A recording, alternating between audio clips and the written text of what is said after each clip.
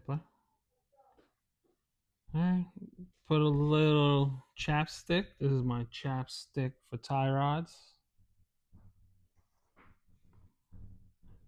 Makes it easier when you put them in.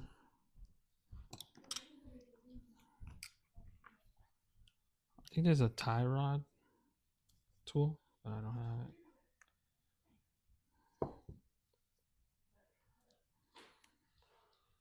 So what I do is just hold it one end with the needle nose and then turn it until it's on pretty good. Is it going in? I don't know. Yabba dabba do.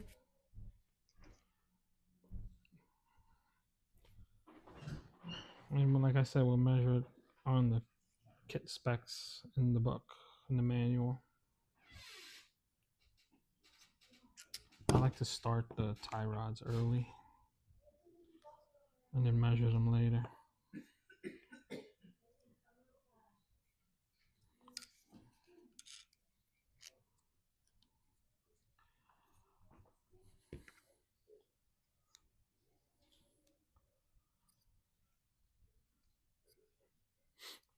There's a race coming up at the barn. If anyone's interested to go race, they're racing Nitro Outdoors tomorrow. So there's two races, Insanity and the barn tomorrow. I believe last week was Trains and Lanes.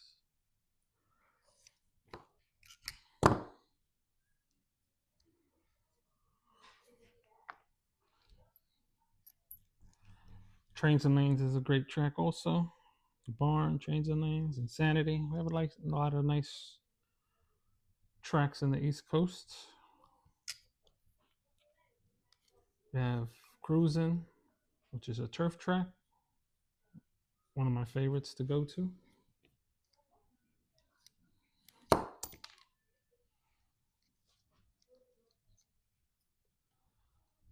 And there's Critters too. It's dirt track, one of the last dirt tracks in the Northeast. Pretty sad. And the barn indoors during the winters usually runs a couple races.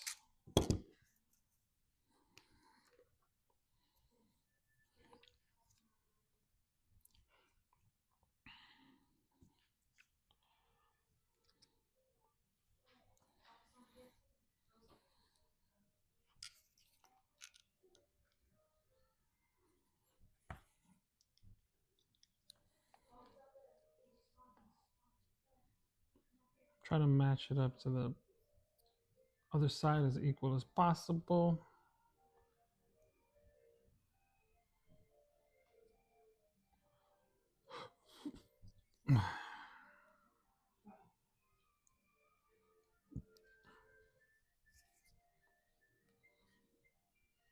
No, the other way.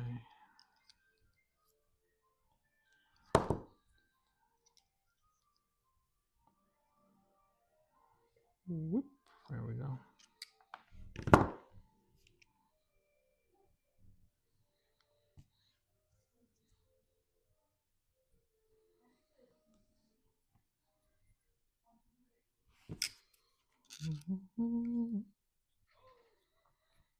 Tie rod's the most interesting part of the buggy.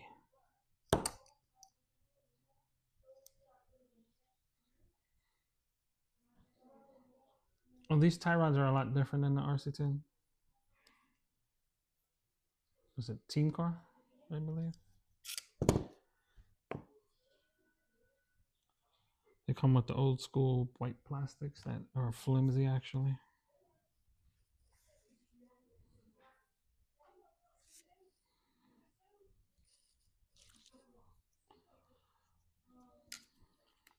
These tie rods are a lot better. I wish they had put these on that Team Car.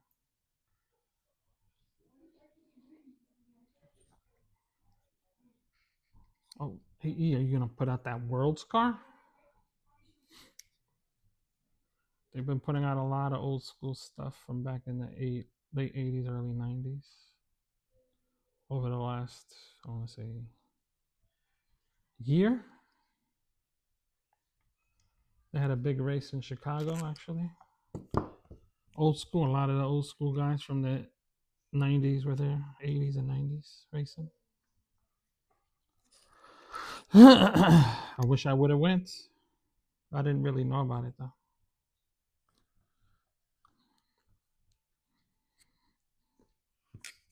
There's another big race coming up in October in Las Vegas. Maybe I'll make that one. Maybe I'll race that one here. This car there. A lot more rules in that race too. I noticed they're only racing, I believe 80s cars. 80s and early 90s only. I didn't see anything past that. Which is weird because I feel like this last race in Chicago, they had a lot of late 80s and 90s cars, which was pretty cool. They had a lot of B2s, B3s I hadn't seen in years. That was pretty cool.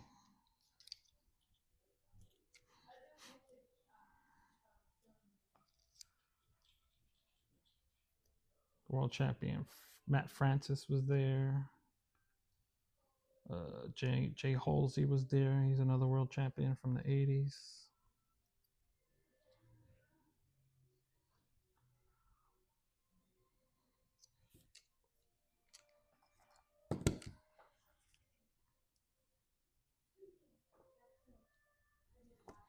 Also, I'm putting out a kid's book for RC. Look for it, baby.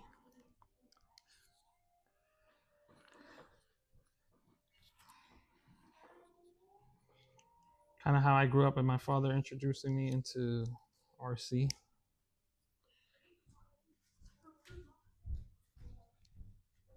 Back in the late 80s when I first started. First car was the Grasshopper he bought. And he raced it, and then we found the hobby shop. The first hobby shop we went to was Bruckner. Back in the 80s. Tom, I have known for many, many years. Fortunately, his hobby shop closed. I was sad to see it go. He had been around for over 30 years. I don't know. A lot of these hobby shops that are online now are kind of killing the local hobby shops, which is kind of sad. Because I remember walking into my first hobby shop when I was about 12 years old. It was probably the best thing that ever happened to me at that age.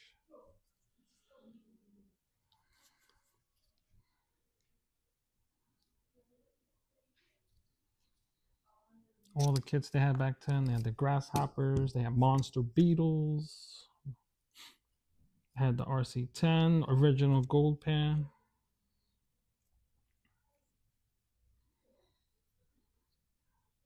Lucy hadn't come out yet. Big back then was the RC10 gold pan, the Grasshopper, the Falcon, the Frog. What else? Monster Beetle, Lunchbox. My brother Jason had the Lunchbox.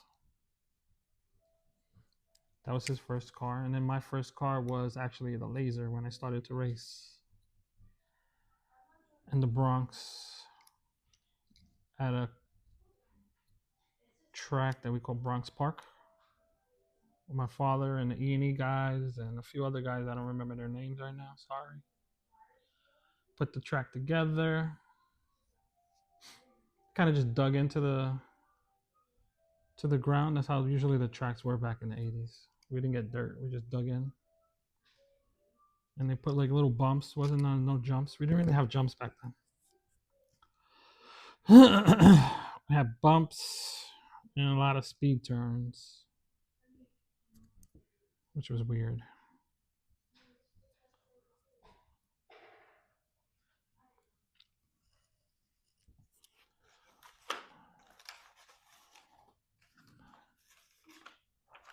Hold on.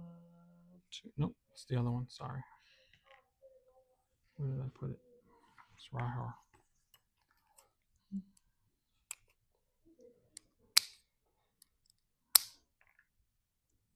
I don't know why I put the other one. That's weird.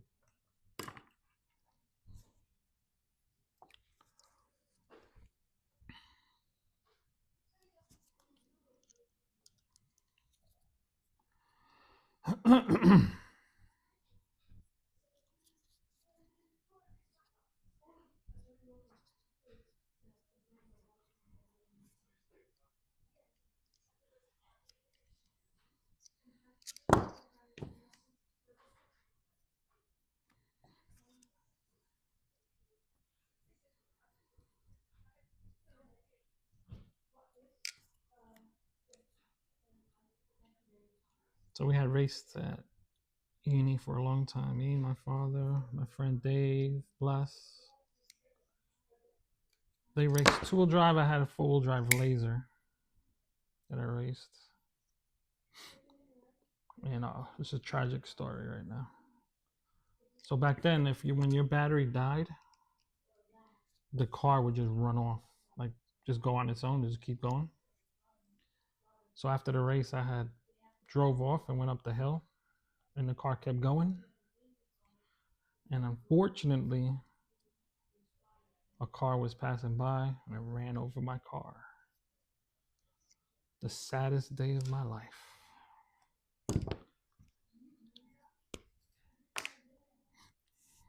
Tie rods are done. We're gonna start the build on the shocks.